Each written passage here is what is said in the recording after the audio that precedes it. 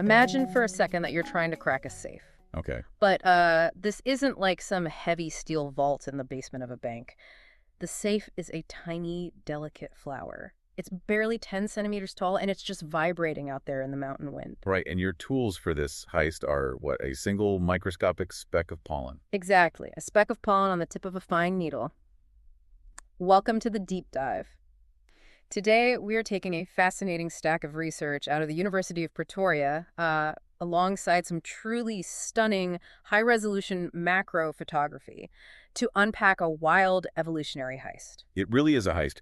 We're looking at how human breeders basically managed to pick the lock of this highly guarded, what they call a botanical safe. Or Rhodohypoxis. Yeah, the Rhodohypoxis. Yeah. And in the process of cracking it, they created an absolute visual masterpiece. It's just a crazy story. It bridges, millions of years of stark evolutionary divergence with some of the most painstaking, surgically precise horticulture happening today. Which is wild to think about. So for everyone listening, to understand the masterpiece that humans eventually created, we first have to look at the wild canvases that nature provided.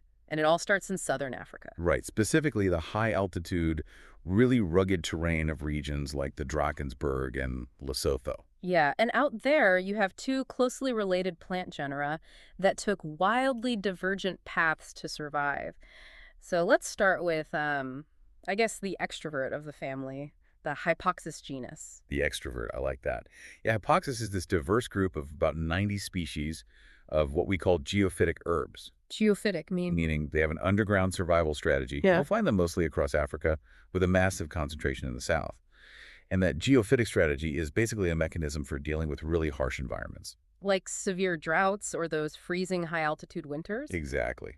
They spend their dormant periods retreated entirely underground. Yeah. They form this vertical rootstock, which botanists call a corm. So they're essentially hiding from the worst of the weather in an underground bunker. Yeah, a starchy bunker.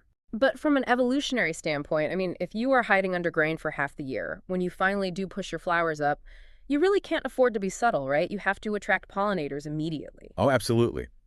Which perfectly explains their floral architecture. Hypoxis flowers are the epitome of an open system. They are these open stars. They really are. Looking at the illustrations, they just look so welcoming. Right. They feature 6 free tepals that spread out completely horizontally. They create this flat, highly visible landing pad. And most of the species are a vibrant, unmissable yellow. Like Hypoxis hemerocalidea, I think it was? Yeah, this famous one. Though you occasionally find a rare white-flowered species too, like Hypoxis nivea. Nivea literally meaning snow white.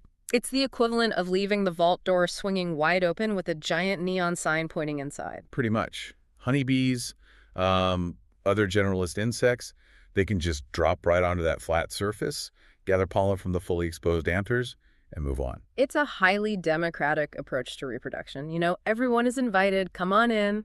Yeah, very democratic. But then, living in similar mountainous, damp meadow environments, we have its close cousin, the Rhodohypoxis. And the morphology here just takes a drastic, almost defensive turn. Totally. If hypoxis is the open door, Rhodohypoxis, specifically species like Rhodohypoxis barrii, sometimes called the rosy posy, it is the botanical safe. Right, because it retains the geophytic underground corm, and it still pushes up those hairy leaves. But the flower itself is fundamentally different. Radically different. The tepals aren't free and horizontal. They are fused at the base to form a distinct tube. And it's not just a simple tube you can peer down into. Looking at the botanical illustrations from the sources, the tepals have this sharp, in-bent angle near the base. We call it a knee. A knee, which is such a weird word for a flower part, but this physical knee effectively pinches the mouth of the floral tube shut. Right, giving the flower what botanists call a blind look. Yeah, blind. Really? Because if you are looking down at it from above, there's no visible entry point. You literally cannot see the center. And from an ecological perspective, this blind tube is a fascinating adaptation. Rhodohypoxis is actively filtering its guests.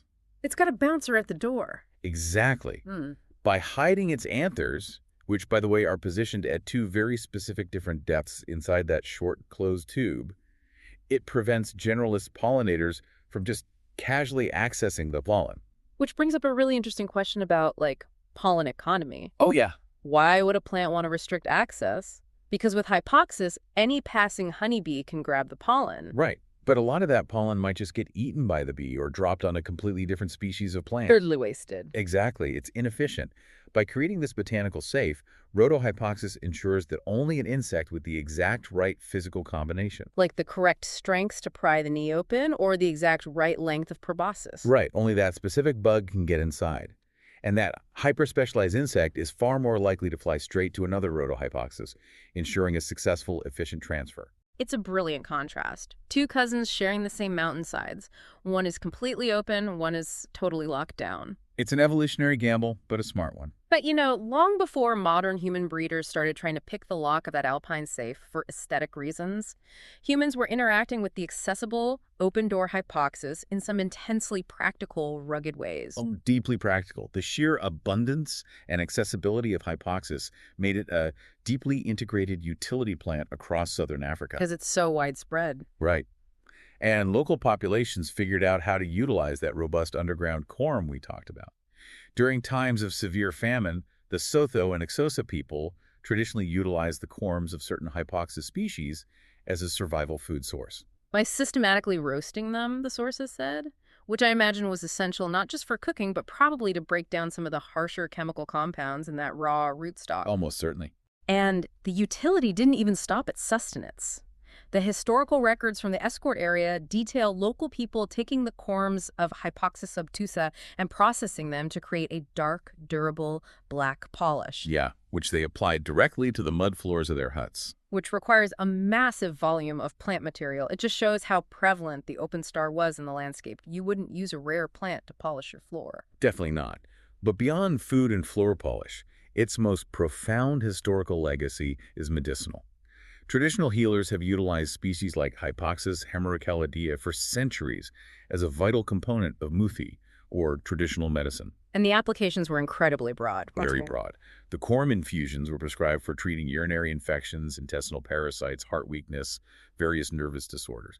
It became so deeply embedded in the culture that even today, the public widely recognizes the plant. Though generally under its common commercial moniker, which we have to talk about, the African potato. Ah, yes, the African potato. Okay, I have to push back on that name.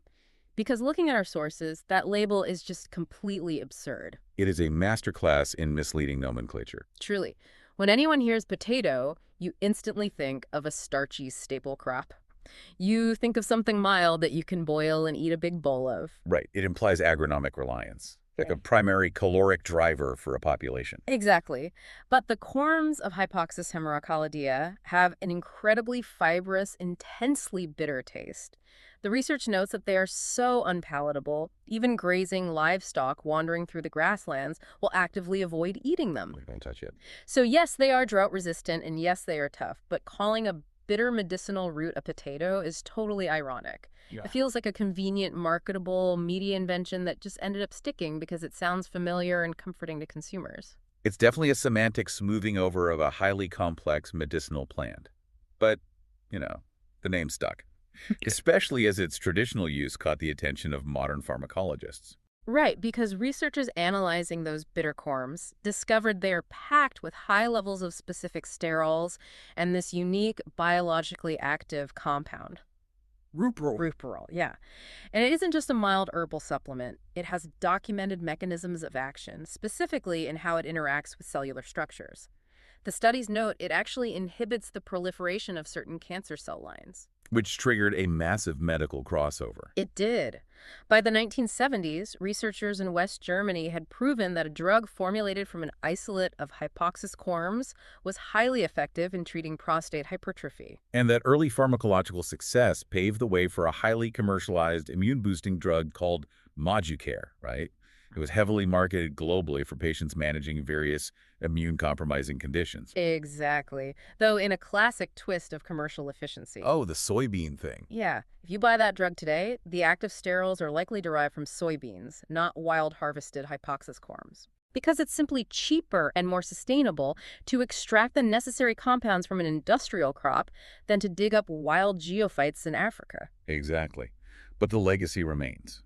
Hypoxis was the accessible, rugged workhorse that humans utilize for everything from famine survival to modern pharmacology. But that rugged utility of the open star begs this incredible question. If you have this genetically distinct, highly useful plant on one hand, and this locked away, vividly colored alpine jewel into Rhodohypoxis on the other, What happens when human breeders try to force them together? right, you would think, given they're closely related, it would be a straightforward process. But the genetics actively fight back. They really do. If a breeder takes the pollen from those common yellow medicinal hypoxis plants we've been discussing and tries to fertilize the rhodohypoxis, it just fails. Nothing happens. Nothing. The concept of an intergeneric hybrid crossing two distinct genera is always botanical long shot anyway. It's essentially attempting to bridge a vast evolutionary gulf. And with the yellow hypoxis and rhodohypoxis, the genetic barriers are just too high. Yeah. Whether it's a mismatch in chromosome numbers or chemical signaling on the stigma that actively prevents the foreign pollen tube from germinating, the mechanics of reproduction simply shut down.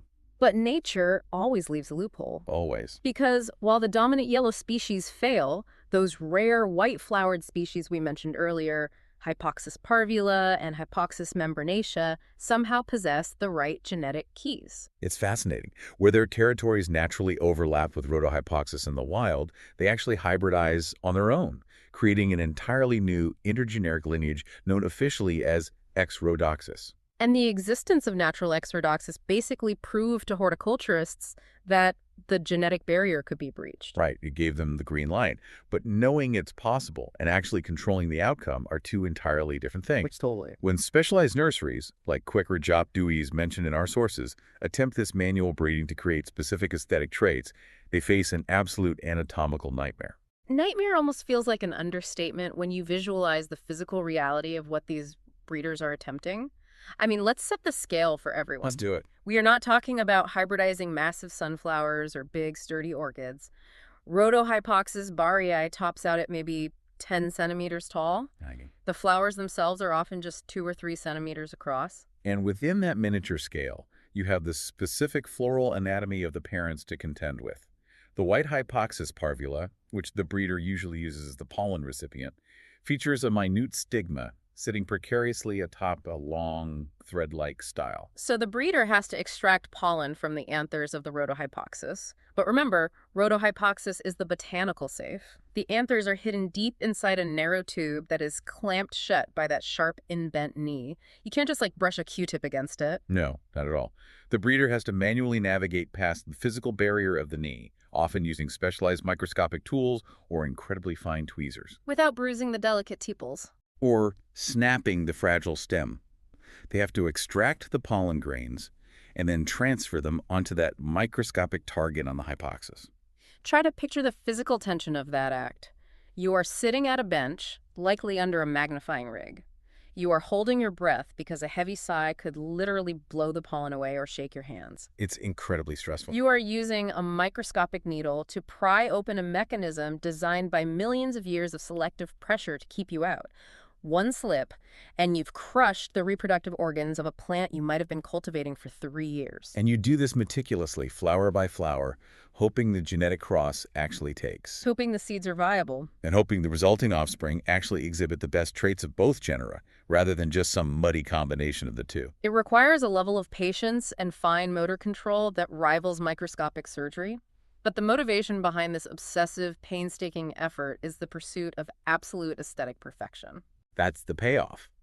Breeders realized that if they could successfully combine the flat, elegant, open star architecture of the hypoxis with the deeply saturated, vibrant cerise and pink tones of the rhodohypoxis, they could create a completely novel geometry of flower. Exactly. Which brings us to the visual masterpiece documented in our sources, the specific hybrid cultivar known as Kiwi Joy.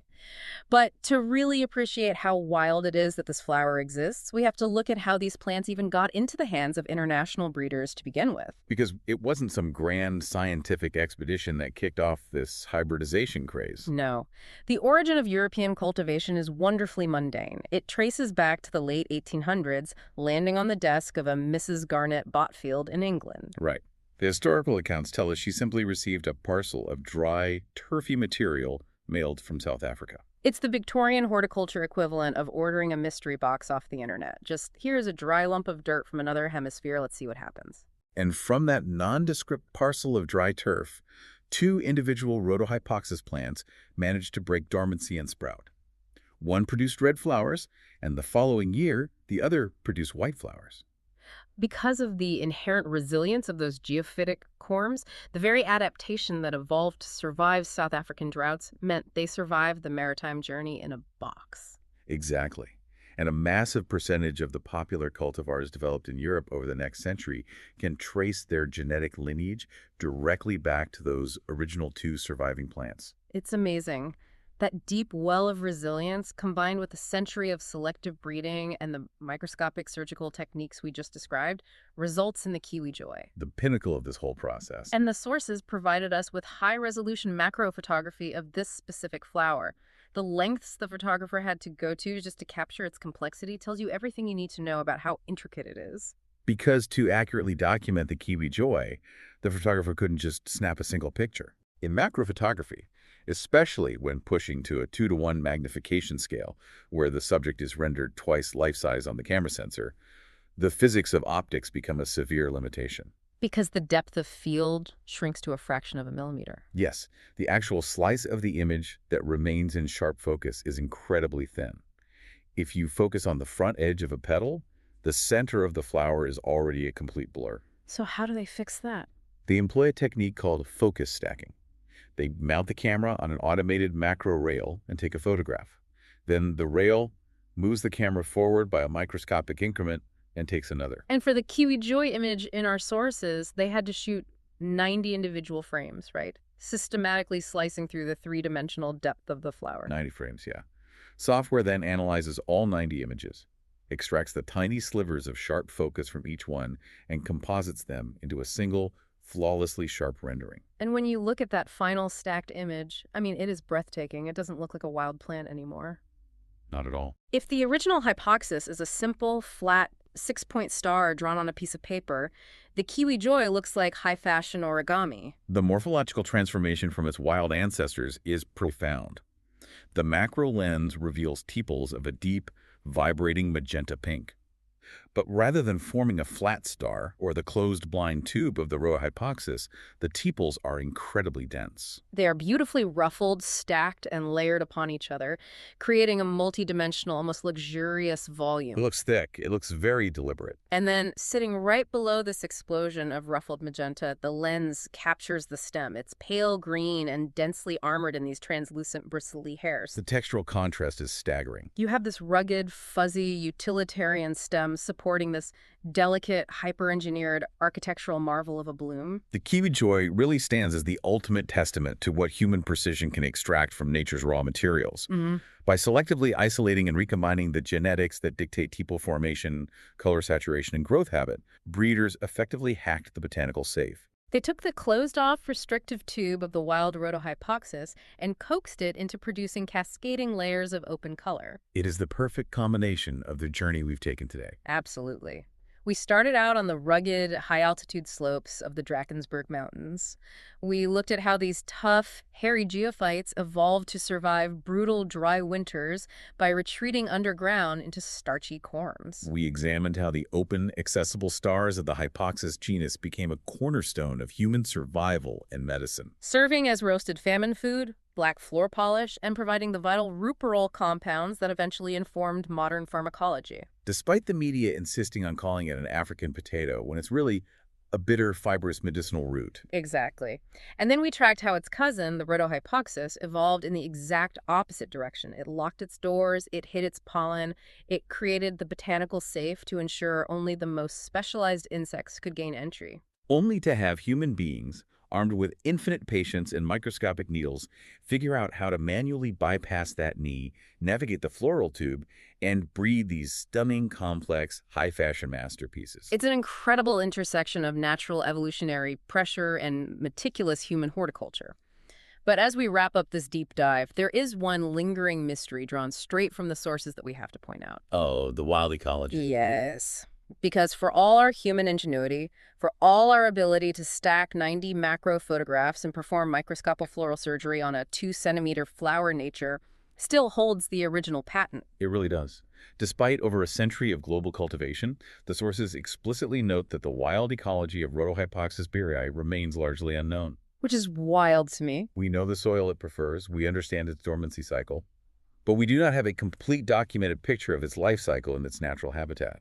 Which means there is a massive piece of the puzzle missing. Think about what we just discussed. Human breeders have spent decades figuring out how to painstakingly, artificially bypass the closed tube of that flower. We engineered our way in. Right. But out there, right now, somewhere in the damp, rocky meadows of Lesotho, a natural solution is flying around. There is a specific insect, perhaps a tiny, highly specialized, completely unobserved pollinator that holds the original natural key to that botanical safe. It has to exist, or the plant would have gone extinct, but we haven't found it yet. Imagine the bizarre, hyper-specialized anatomy that undiscovered bug must possess. What kind of perfectly angled proboscis or specific physical strength evolved alongside that flower just to pry open that knee? It makes you wonder what else is out there. The next time you walk through a garden center and see a beautifully cultivated, complex hybrid flower sitting on a shelf, ask yourself what invisible wild insect out there in the mountains is currently out of a job because human beings finally figured out how to pick its lock.